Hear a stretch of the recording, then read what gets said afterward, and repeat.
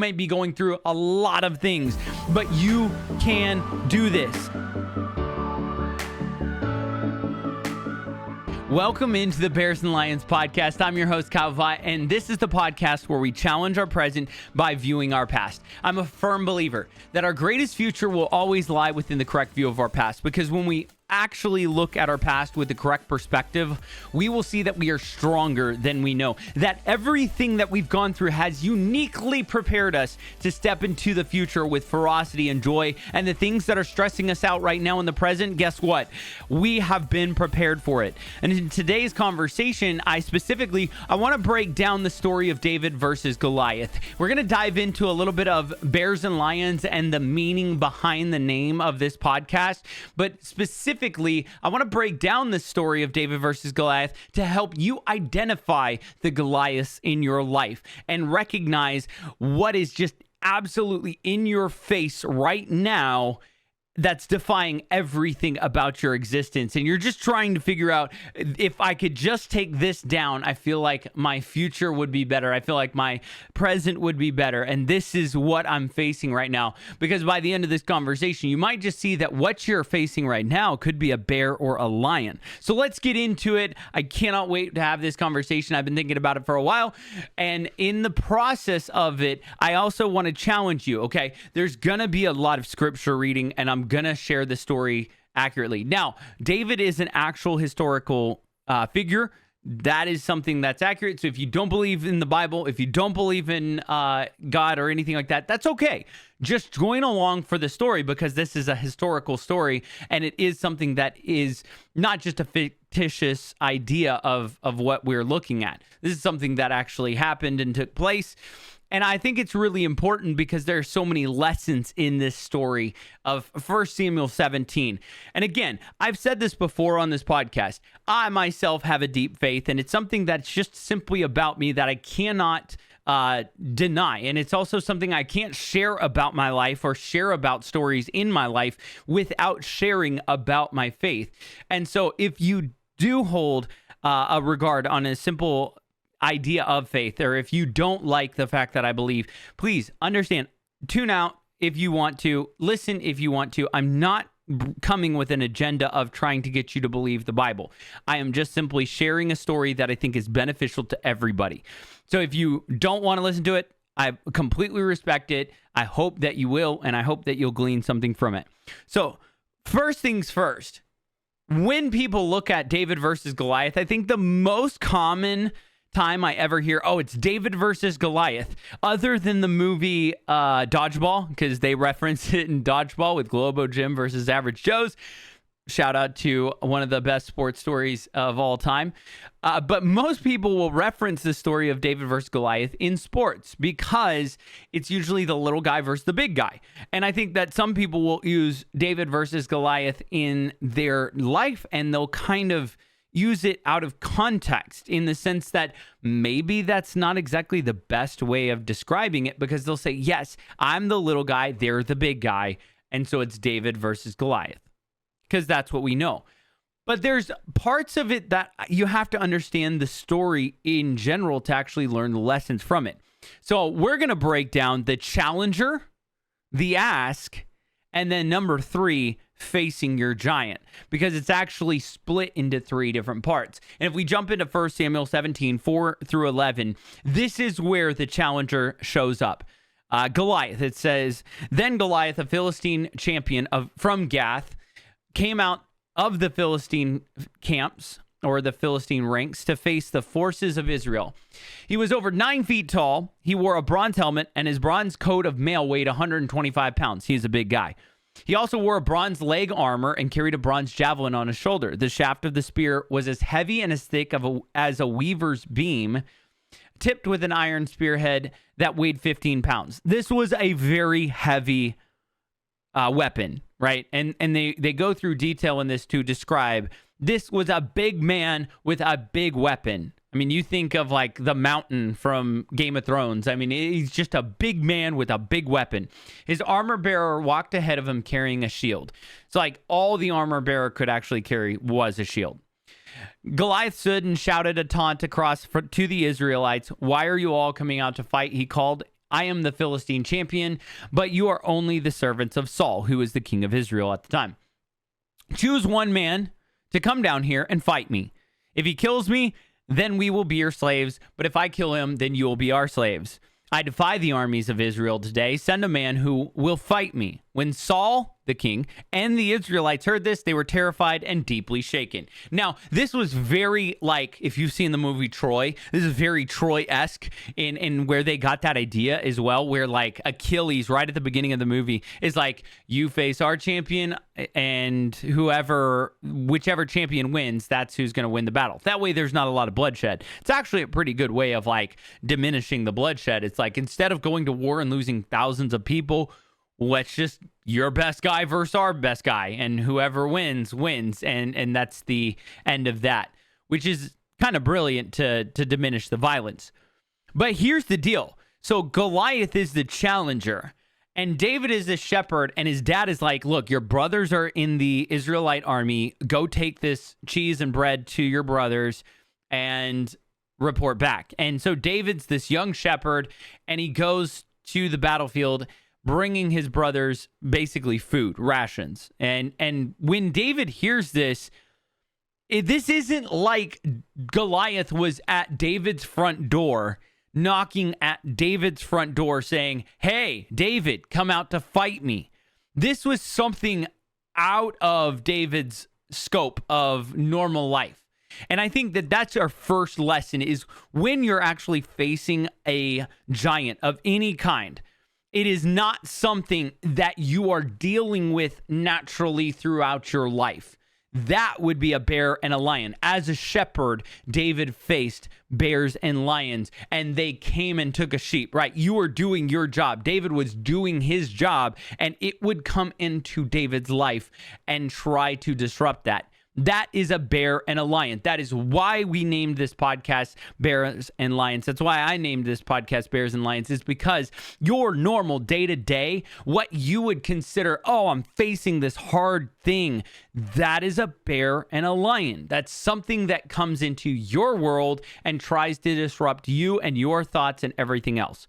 So David is outside of his world now, in this battlefield area, just giving rations. And so he starts asking, who's this giant and why is he challenging like one person? Also, why isn't anybody like challenging him back? There was no Israelites. They were all freaked out. And so there was no Israelite guy who was like, yeah, I'll challenge him. I'm going to do this. Everybody was like, nope, not me. And so he started asking about this. And when David's oldest brother, Eliab, this is verse 28 of 1 Samuel 17, verse 28. But when David's oldest brother, Eliab, heard David talking to the men, he was angry. What are you doing around here anyway? He demanded. What about those few sheep you're supposed to be taking care of?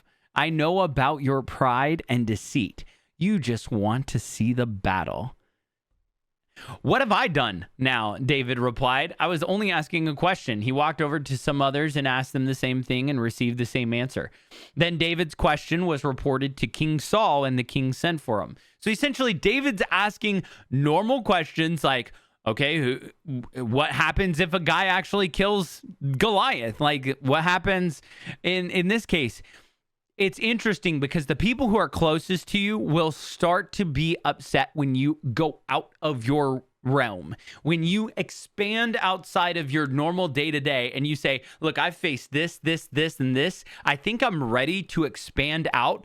And so you may creep onto somebody else's territory of what they think that they are ready for. And you're saying, man, that looks like a big challenge. I want to take part in that challenge. I think I would be good at that challenge because I've been facing all of these bears and lions. I can do this. And the brother is going to react very much like people in your life are going to react. Whoa.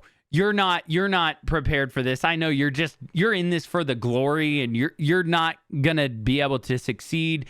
You're just here to get recognition, right? This is where like clout chasing nowadays would be like recognized as like, no. You're a clout chaser. You're just trying to get close to all the big people and the big names. I see this a lot on the internet as well. People will like just secretly sneak in and they're like, yeah, and now I know so and so, so and so, and so and so. I'm like, do you actually know them, or are you just like, did they like your X post, or did they like your Instagram post? Like, do they really know you? Do you have conversations, or is this like just an extra thing that you're saying? Yeah, I know them ish. And that's the reaction we normally get. So it's very interesting that David's oldest brother is like, what are you doing here? Like his dad said, here, bring bread and food and cheese to your brothers. And now his older brother's like, why are you here asking these questions?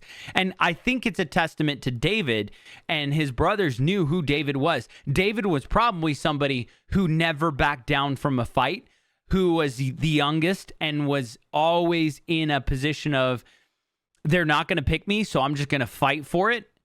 And Eliab probably knew David is going to try to fight Goliath, and he's probably going to win, and he's probably going to get the glory. You will always piss off people when you go and do something that they talked about doing, but they never actually did. You will piss them off when you go and succeed at it because you didn't wait for permission. You just went and did it. I promise you, there are things in your life right now that your bears and lions, the things that you've faced, have prepared you to step into. And somebody else is like, this would be a great idea. And you're like, yeah, it would be. And they're like, yeah, but it's going to take X, Y, and Z. And you can just tell that they're not into it. And so you go, I can do that. So you do X, Y, and Z. And then they're like, whoa, you just took my idea. No, you weren't ever going to do that. Right. And I'm not saying like you need to encroach people's idea and stuff like that. Be creative and create your own ideas. But there are some things where somebody's going to come out the woodwork because you have a great idea and you go do it and act on it. Somebody's going to come out and be upset because they always talked about doing exactly what you said you were going to do. It's just the way it is. Now we got to fast forward to the ask, though. Right? The ask is where it's really important. Your giants are not going to be the things that are on the front porch knocking on your door. The giants that you face will only be faced when you pursue them to bring yourself face to face with them. This is only how you face giants. You will face bears and lions all day because they'll come knocking on your door every single day. They will find a way into your life to try to disrupt you. But giants, you go outside. That's when you go for a job that you're not really qualified for, but you go for that job anyway. It's when you pursue that extra degree, or you pursue that extra raise, or you pursue that extra customer or that client or that opportunity. You pursue it with all you've got because you believe that you can accomplish it and you have the wherewithal and the ability to accomplish that because you've been prepared for it. Those are the giants. When you start a business, that's a big one. 1 Samuel 17, 32 through 37. Don't worry about this Philistine, David told Saul, the king. Now he's in front of the king. I'll go fight him. Don't be ridiculous, Saul replied. There's no way you can fight this Philistine and possibly win. You're only a boy, and he's been a man of war since his youth. But David persisted. David is a teenager, and he's persisting to the king of Israel right now. I have been taking care of my father's sheep and goats. He said, when a lion or a bear comes to steal a lamb from the flock, I go after it with a club and rescue the lion from its mouth. If the animal turns on me, I catch it by the jaw and club it to death. I have done this to both lions and bears. I will do it to this pagan Philistine too, for he has defied the armies of the living God. The Lord who rescued me from the claws of the lion and the bear will rescue me from this Philistine. Saul finally consented. All right, go ahead, he said. May the Lord be with you, right? And they use that terminology close to may the force be with you, but that's technically the terminology is like, go ahead and do it. David has faced bears and lions in his normal day-to-day life where they have invaded his space, and he said, I knocked him upside the head with a club. This Philistine giant, I can do this. And I want you to think about the things in your life that you can do. You have been prepared uniquely through whatever you've gone through. You have the ability to do it. You have the ability to accomplish it. The only thing standing in your way is the fact that you will not leave your comfort and you will not leave your space to go out and seek the Goliaths that you can conquer. And I want you to see that every giant that you ever face in your life is not going to be something that knocks on your door. It's going to be something that you go and ask for. I want this job. I want this career. I want this girl. I want this guy. I want this ability. I want to learn this. Those are the giants.